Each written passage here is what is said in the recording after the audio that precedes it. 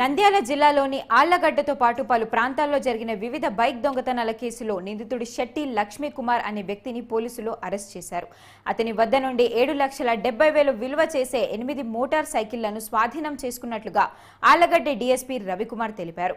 పలు మోటార్ సైకిళ్ల చోరీ కేసులో లక్ష్మీకుమార్ నిందితుడిగా ఉన్నాడని తెలిపారు. ముద్దాయిని కోర్టులో హాజరుపరిచి రిమాండ్కు పంపుతున్నట్లుగా డీఎస్పీ రవికుమార్ తెలిపారు.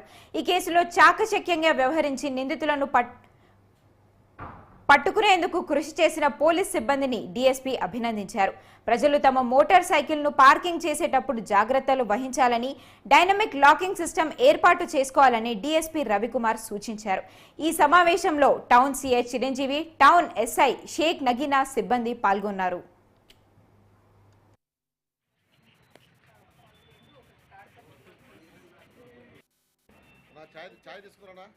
యాక్చువల్గా సెప్టెంబర్ నెలలో మన దగ్గర ఒక మోటార్ సైకిల్ పోయిందని ఒక కేసు రిజిస్టర్ అయింది.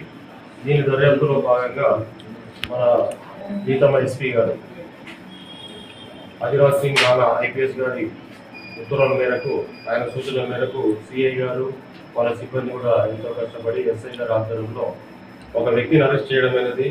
అతని పేరు వచ్చేసి శెట్టి లక్ష్మీకుమార్, ఏజ్ వచ్చేసి 19 years.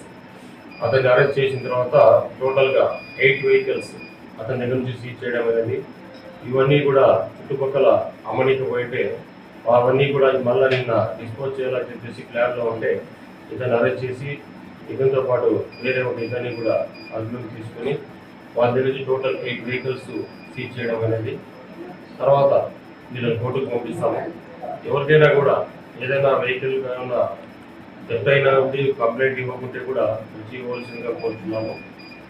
దయచేసి మీ యొక్క వెహికల్కు ఎవరైనా కానీ ఒక 500 రూపాయలు అంటే సైరన్ వచ్చే కీ ఉంటుంది, అది ధరిస్తే కన్నా ఇట్లా దొంగతనాలు జరగకుంటాయని మరి అందరికీ కూడా విజ్ఞప్తి చేస్తున్నాము.